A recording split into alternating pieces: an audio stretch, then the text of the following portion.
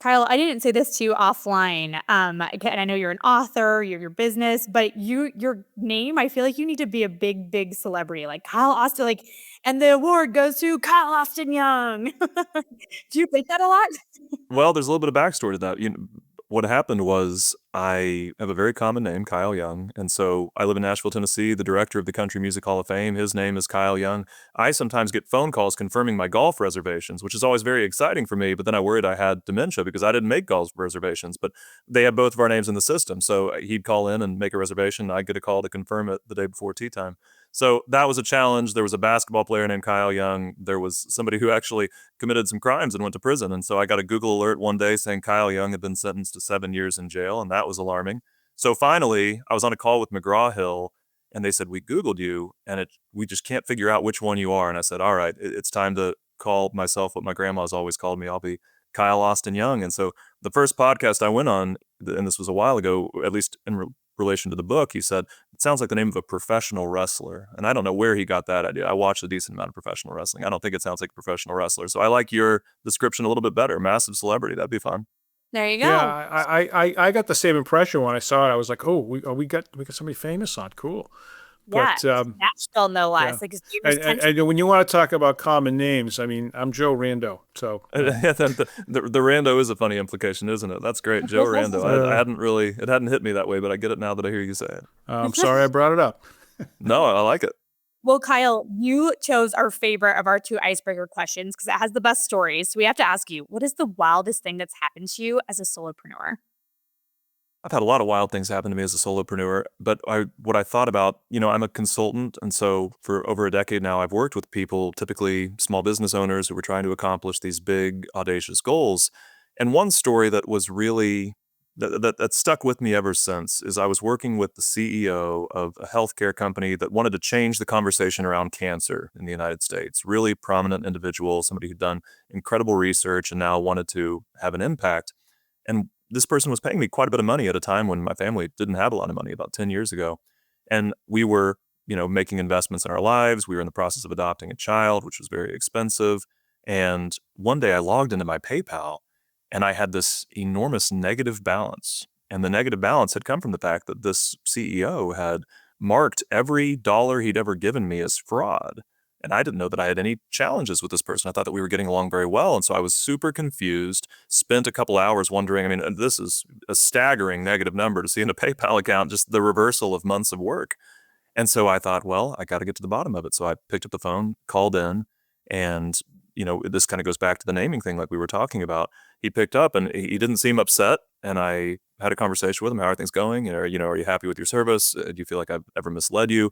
And everything seemed to be going fine. And finally I said, "Why did you mark all of the payments you've given me as fraud?" And he said, "I didn't mean to do that. What are you talking about?" And I said, "Well, this is the name of my entity. My consulting firm is Growth Solutions LLC. So like you said, kind of a case of mistaken identity."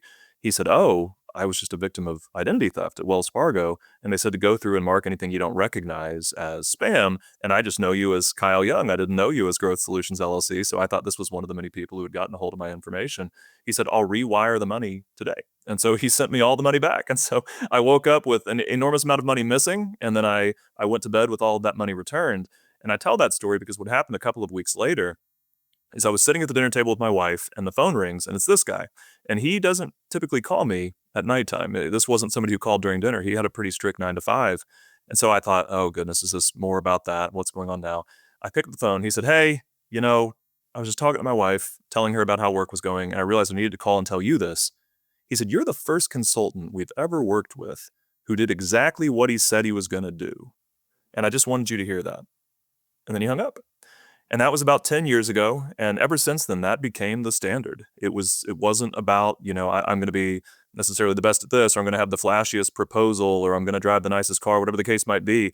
It was just, I'm going to do whatever I said I was going to do. And that really impacted me. And so again, just an interesting relationship that went from, being listed as fraud, losing a lot of money, getting the money back, and then ultimately just being reminded of the importance of earning people's trust. It's just so wild because you think that'd be the baseline, but that is such a unique value proposition because so few people actually deliver. Maybe they do what they say they'll do, but oftentimes not on time. And you know what I mean? There's just all those things in and out. But That's such a great story. Yeah, and I'm sympathetic to the people who struggle to live up to those promises because I don't think it's always ill-intentioned. It's kind of like what happened in COVID when everybody started buying up toilet paper. You didn't want to be someone who hoarded toilet paper, but everyone else was hoarding toilet paper, so when you saw it, you kind of needed to stock up. And it can be challenging. I just want to honor the fact that it can be challenging for consultants because their competition is promising the moon. I deal with this a lot when I consult on search engine work. SEO is I've got people promising these enormous things, and by comparison, my promises look so flimsy, but I'm actually going to do what I'm promising. And so I can certainly understand the temptation to sensationalize a little bit, but that was a story that I think set me on a path that I've been able to stick to, and I'm thankful that I did. I think another aspect to what you're talking about is that people that start businesses a lot of times are optimists by nature, and they wind up making promises that they fully intend to keep, Sure. but are incapable of keeping. And I've seen that a lot of very good people that just cannot, at least in terms of time frame. I'm one of them sometimes. Oh, I am too. I was telling Carly before we hopped on that I've been doing so many podcasts in preparation for the book coming out. And every time I've had conversations, what are you working on? How can I help? And I've made all of these very well-intentioned promises that I'm now realizing when all of them came to a head at the same time, it's difficult to keep. So I told her I need to be a little bit more intentional about spacing these out. Well, Kyle, speaking of your book, you are taking a very unique approach to success through like probability, basically. And so I want to get through. I want to dive into this. So, can you? Probability hacking is such a unique concept. So, can you explain what that is in simple terms that like I would understand for Sure. someone to bring it for the first time? Well, I'm not a mathematician. I'm not a statistician. I'm a business strategy consultant. And I think the last math class I took in college, I got a B. So there's people worse than me, but there's certainly people better than me. So I don't think there will be any issues with making this really understandable. But ultimately, exactly what Joe described, most business owners are optimists. They go in with a lot of hope, potentially with a lot of expectation, not always necessarily with a very informed perspective of what's going to happen and what's going to be expected of them if they want to succeed. And so about 10 years ago, I went through a couple of layoffs. I was in management level positions at different organizations. And after the second layoff in about 13 months, I got tired of telling my wife that I'd lost my income again. And so I was very fortunate. There were people who knew of my work and really respected it. So the day after that second layoff, I had 4 job offers and I was trying to decide which one to take. I ended up going to lunch with a friend and he said, I hate watching you get these leadership positions and then lose them, through no fault of your own, but it's just the way it keeps working out. What if you took on a fractional role with each of these organizations? What if you started consulting, essentially diversified your income a little bit? So that was the goal 10 years ago. That is what I ultimately started doing, but it grew into something a lot bigger than that. And as I would work with different clients in all of these different spaces, I needed to find a common denominator to keep from going insane. Because one day I would be coaching a healthcare CEO. The next day, it might be the owner of a bed and breakfast in coastal Maine. The day after that, it might be somebody using virtual reality to disrupt a crowded niche like language learning. So I needed something to I needed a framework. I needed a methodology that would allow me to think through projects quickly and bring a lot of value. And so what I started doing is I create something that I call a success diagram. A success diagram maps out everything that has to go right for you to accomplish a goal. All right. And then what I do is you can layer some very simple math on that, math that you can do on your cell phone to get a real estimate of how likely you are to accomplish the goal. And so if you want, I'll give you an example of how that works. Yeah, please. So so let's say that maybe you're intending to run a marathon. Maybe that's a goal that you have. You've got about 90 days to get ready. That's not a lot of time, so you hire a running coach. And she says, "Okay, I can get you ready for a marathon in 90 days, but there's 3 things you're going to have to do. You're going to have to eat the way that I tell you, train the way that I tell you, and sleep the way that I tell you. If you do those 3 things and actually stick with it, I can get you ready in 90 days. If you don't do those 3 things, if you cheat on them, or if you only do 2 of them, you're not going to be ready on race day to run 26 miles on such short notice, okay? So there's 3 things that have to go right for us to accomplish this goal. So if I were creating a success diagram, I would list those 3 things out, one after the other, and then I would estimate how likely I am to stick with each of these 3 things. So I've just picked up my cell phone. I want to use really simple, made up numbers. I'm going to say that I think there's a 70% chance I'll do each of them. There's a 70% chance that I'll eat the way she tells me, a 70% chance that I'll train the way she tells me, a 70% chance that I'll sleep the way she tells me. What a lot of people do in this situation, we do that intuitively. When we think about a goal, we put some thought, even subconscious thought, into what's going to have to go right for us to accomplish it. And then we might feel pretty good based on numbers like these. I think I have a 70% chance of doing each of these things. What most of us do is something that's called averaging. We will take what has to go right, we'll take how we feel about it, and then we'll kind of meet in the middle and say, I feel pretty good about all these things, so I feel pretty good about my goal. What we fail to understand, and this is why so many people don't accomplish goals that they could accomplish. I'll teach you in a minute how to change your odds. But the reason so many people fall short on their goals is they average these numbers, not realizing that if all of these things have to go right, you actually have to multiply them out. So I just multiplied 0.7 times 0.7 times 0.7.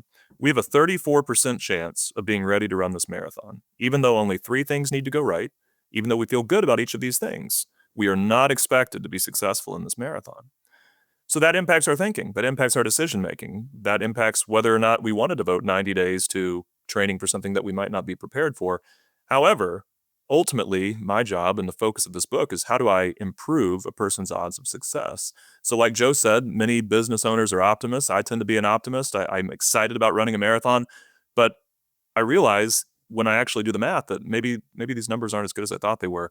So what you do next with the success diagrams, you try to identify the potential bad outcomes. Where could this goal get derailed for each of these steps? Probability is kind of like matter. It can't really be created or destroyed. The odds of all possible outcomes add up to 100%, but you can rearrange it. And the way that you go bring odds over to your side is you identify the potential bad outcomes. So let's do that as a hypothetical. Let's do that in the context of training. If I need to create a running routine in order to be successful on race day, what are some things that could keep me from sticking with the training routine? What do you think? You mean like how what would derail you from your training plan? Sure, absolutely. What's an example of that? I was thinking family schedules, like, oh, Yeah, well, like family schedules, totally. Something could happen during the day that swamps my schedule and I'm not able to go for a run. So, what can I do in response to that now that I've identified this potential bad outcome? Well, it might be smart to train first thing in the morning before the day can get totally out of hand. Might be smart to buy an extra set of running shoes, keep those in the car so if there's a gap in my schedule, I can make the most of it. It might be really important to have a conversation with my family and say, this is a goal that's important to me. I've set this and I'm going to need to devote some time to this. So when we identify the potential bad outcomes that could derail us, and there's a lot when it comes to training. Injury could derail you. A rainy day could derail you. A lack of motivation could derail you. When we identify these potential bad outcomes and then we look for ways to minimize their odds of happening, we can improve our odds of success. And so I take people through a system where they do that step by step and transform their chances of getting what they want. So let's assume that we were to do that for all 3 of these steps. We were to figure out the things that might keep us from eating the way we need to, sleeping the way we need to, training the way we need to. Let's say we get to a point where we're now confident that there's a 90% chance I'm going to do each of these 3 things, all right? If we multiply that out, we're at a 73% chance of success. So that's a very quick, very abbreviated example that shows the power that we have to change our odds when we act intentionally. I told you that a lot of people make the mistake of averaging. The other mistake that so many of us make, and it has to do with that optimism that Joe mentioned, is we want to believe that desire is somehow an antidote to risk. If I really want a goal to happen, that's somehow going to make it more likely to happen. That doesn't work at all. That's not a real thing, because what have we identified as a threat to our success? Well, what if it rains on a day when I have to train? Okay, explain to me how you really wanting to run a marathon is going to change the weather. It's not going to. What if a shin splint derails my training routine? Well, I'm really gritty.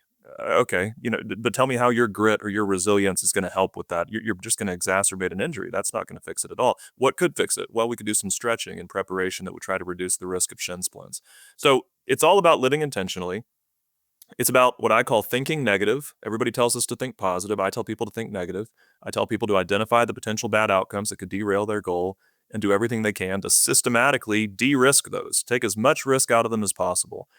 We've seen in the context of a marathon example, 3 things that needed to go right, and we felt good about all of them, and we had a 34% chance of success. That's why so many people are failing at their goals, because imagine if you're trying to start a business. How many things have to go right for that to be successful? A whole lot more than 3. What are the odds of each of those things being right? Often lower than 70%. I don't say that to discourage people. I say that to tell you to think negative, identify your potential bad outcomes, and do everything you can to probability hack and change your outcome. Joe's like he's the scientist mathematician on the team, and I didn't know if he was Oh, I love geeky. it. I love it. It's great. It's a great way to think. And you're right. It's like taking that positivity that it's going to be great and turning it on its head and saying, okay, well, how can it derail it? How do I avoid that stuff? And that's something that we don't have fun doing as entrepreneurs. It's always fun to think about all the fun stuff and the cool stuff and the great stuff that's going to happen. But you're absolutely right. I want to jump in on that, Joe, if you're okay with it. You say it's something we don't have fun doing, and I think that's true. I think the reason that a lot of us, a line that I have in the book that's kind of the premise of the book, is every goal that you're pursuing has two hidden numbers attached to it. It has a probability of success and a probability of failure. And the point of the book is to help you understand what those numbers are in your context, and then it's to help you change them.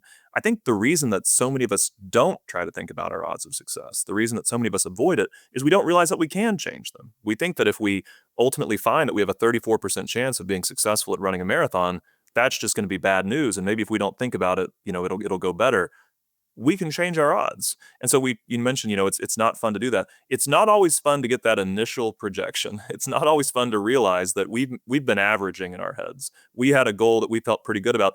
I see people do this in the context of goals. Maybe there's 10 things that need to go right. And they feel like there's a 90% chance that the first 9 are going to happen. There's this one where there's maybe a 20% chance, but the others we feel so good about that we think that that somehow raises our overall odds of success. But if that step, that critical point that has a 20% chance of happening, is a true prerequisite to our success, then our overall odds have to be lower than 20%. We can't average. We have to multiply this out. So the reason I talk about just this being a fun thing, it's not necessarily fun to get the initial projection. That can be discouraging. What I find to be a lot of fun is the creative work that we were just now doing. When we've identified potential bad outcomes, finding ways to fix them. When I applied for my first job out of college, one of the jobs I got laid off from, I was 21 years old. I didn't want to start with an entry-level position. So I decided to apply, this is crazy, to become the product development director at a growing health organization. I was going to lead people in their 50s, 60s, people who had PhDs, people who had master's degrees. I was 21 years old with a bachelor's degree from the University of Oklahoma. What a wild, audacious goal. But I applied and I got an interview, and I knew that that was already a big step in the right direction. I wanted to make the most of it. So I identified the potential bad outcomes that would keep them from wanting to hire me. One of them was them rejecting me because of how young I was. So one of the things I did very intentionally was I grew a beard for that interview. I knew they couldn't ask me my exact age, and I thought I'll try to look a little bit older and see if that takes away some of these concerns of the shock when a 21-year-old walks into this health complex to ultimately audition for this job. I thought that they might be concerned about a lack of experience. So I wrote up an entire book of my plan to turn this department around. I had it spiral bound. I gave it to every person I met that day. I knew that there was a chance that they would reject me just because I didn't fit in. That could happen to somebody at any stage of their career, even if they had a better resume than I did. So one of the things I did is I asked the hiring manager, I said, for this department, do you know if they've read any books lately as a team? She sent me 3 books. She said they've read these 3 books as a team over the last year. I read all 3. And so when I showed up at that interview, I was the only candidate there who could speak their language. I knew what their objectives were. I could make inside jokes. One of the books they had read, this was, over 10 years ago, was called The Wuffy Factor. It was about how to basically build up trust with a brand. Wuffy was kind of this idea of social capital. And so when I'm sitting in a group interview and I made the comment that I think this is going to get us a lot of Wuffy, it was hysterical. All these other candidates are looking at me like, has he had a seizure? Is he going insane? Well, what is he talking about, Wuffy? The team is all laughing because that's the book that they had just finished reading. So I did all of these things very intentionally by identifying the bad outcomes that could happen. I was thinking negative. And I think that work is very enjoyable. I think it's a lot of fun to creatively take the risk out of our goals. And I think when we realize that we have the ability to change our odds, it doesn't become scary. It doesn't become something to avoid. I actually find this to be a really addictive way to think, a really addictive way to live. I'm always looking for opportunities to make my odds a little bit better. Well, so on that note, so you've been talking about how to improve the odds, but you have a section of the book called "Is Quitting Ever an Option?" So what's your take on knowing like when to try to improve those odds and just knowing when to walk away? Yeah, absolutely. Well, if you go through the probability hacking framework, I give you 5 steps to do that in the book. Some of them are so contextualized that it's not easy to necessarily list out. But again, the general idea, create a success diagram, identify the potential bad outcomes, and see how much risk you can take out of it. Then rerun the numbers. If at the end of that, the numbers still look terrible, then you need to make some potentially difficult decisions. One of the things that I encourage people to do is I encourage them to brainstorm at least 5 other ways they could be investing that same time to pursue whatever the ultimate goal is, because typically our goals are in service to something even bigger. Maybe we're starting a business, but the ultimate goal is to have enough money to, create financial security for our family. Maybe we're going to therapy, but the ultimate goal is to, have a life that feels more peaceful, more grounded, more unhurried. So I try to encourage people to identify what's the big goal at the root of the smaller goals. What are some other ways we could spend our time? And then see if maybe we feel more realistic about accomplishing these alternatives. I know that sometimes you ask guests, I'm jumping ahead here, but sometimes you ask guests to share a favorite quote about success. One that impacted me as I was writing the book, Annie Duke, who's written several books in the genre, she says, "Success does not lie in sticking to things, it lies in picking the right thing to stick with and quitting the rest." And so I try to encourage people, if they ultimately realize that they're not going to be able to optimize their odds of success to something they feel good about, to consider pivoting to another goal. And one of the case studies that I make in the book is just demonstrating that just because your odds aren't great at that goal now doesn't mean you can never accomplish it. Sometimes going and accomplishing other things will improve your odds at that goal. I've wanted to write a book for years. I was remembering recently how a bizarre memory, but I was driving home from a funeral when I was, I think, 11 years old, and my mother asked me, "What do you want to do when you grow up?" I don't know why that happened when it did, but it did. And I said, "I want to write books." That was how long I had an interest in doing this. Ultimately, I would have a few different leadership positions. I'd have a long consulting career. And now I am in the process of publishing a book that comes out next month. Well, depending on when this releases, comes out November 11th, excuse me. But the reason that it took that long was I was optimizing my odds of success. I was building a career that allowed me to write for the Harvard Business Review and Forbes and Psychology Today and demonstrate my credibility on these topics. I was developing a framework that I could actually communicate clearly, like Joe kindly said a minute ago.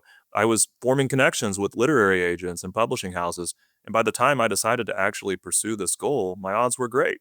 So the fact that it's time to, I don't necessarily like the idea of quitting goals. I like the idea of pausing goals. I like the idea of saying, I don't love my odds right now. I'm going to put this on the back burner, do some other things, and I'll reassess how I feel about this. In the case of writing a book, it was decades later, but it did happen. And beyond that, it's I liked how you framed it with the goal of say having enough income to support your family, or it could be something else. But there's not just one way to get there, right? You could give up on the particular path and find another path that gets you to that same place in a different way. So that's also, it's another way I like your method, because you can run the numbers on a few different paths and say, hey, this one has a lot better chance of getting me where I want to go than these ones do. And I'm That a is big absolutely right. Yes, yes, yes. and I'm a big fan of being able to put numbers on things.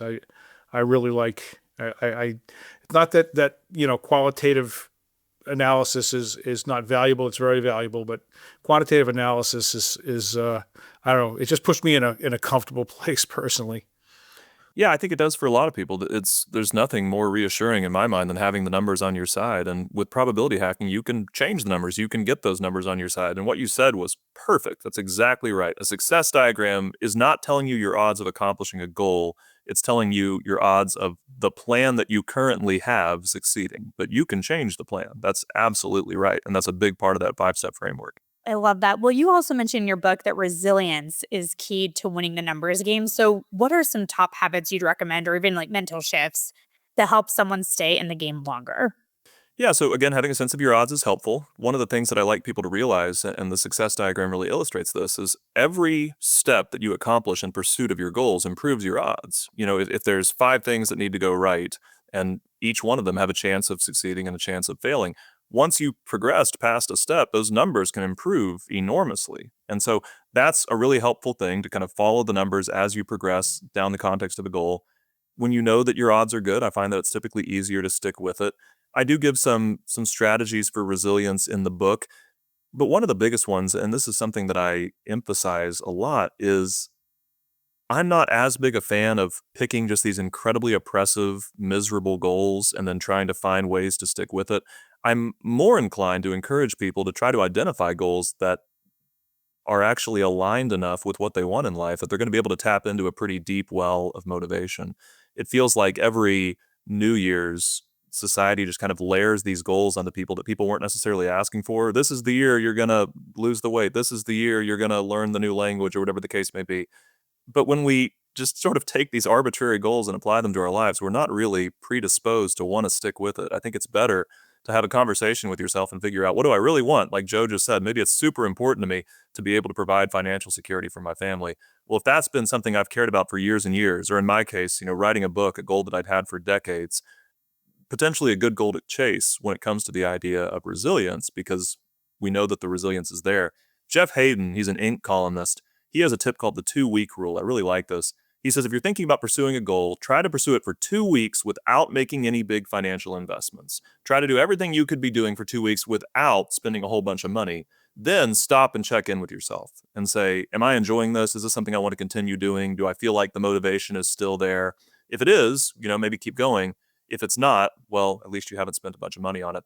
A lot of people, they make those investments early and then they find out, maybe 2 weeks, maybe a month in, that as exciting as the thought of starting a t-shirt company was, buying that screen printing press was really expensive, and maybe now the motivation isn't there anymore.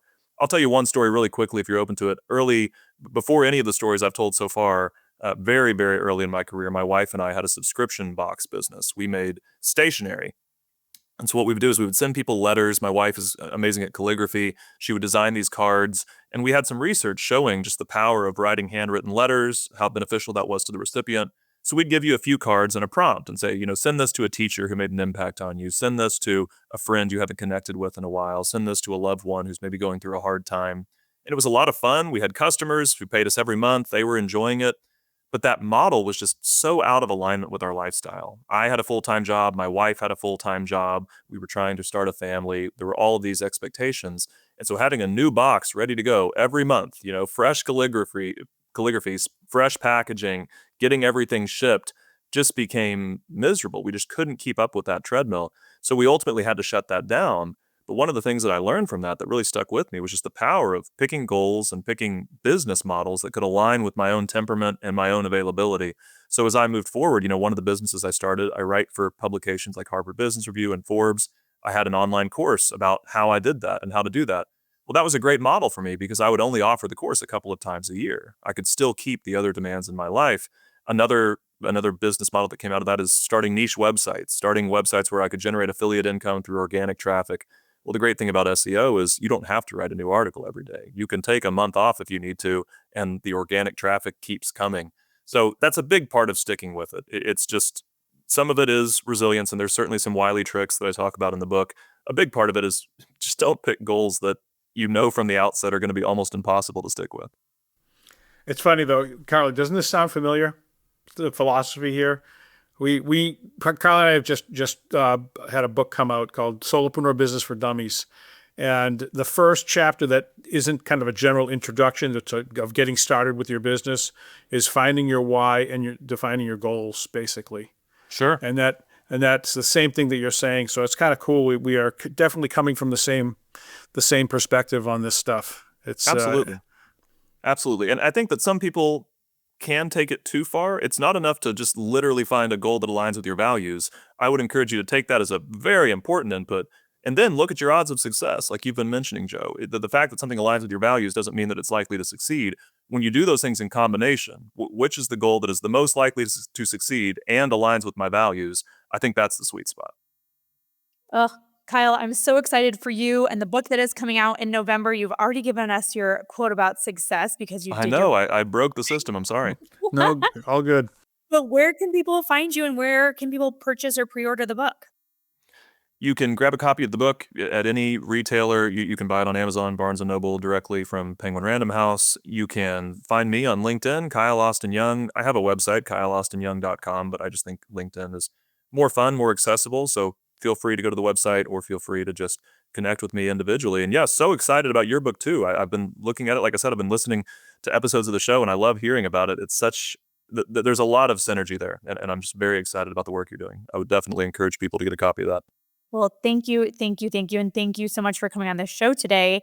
And listeners, thank you so much for tuning in. As always, please leave that 5-star review, share this episode with a friend, and subscribe on your favorite podcast platform. And we will see you next time on The Aspiring Solopreneur.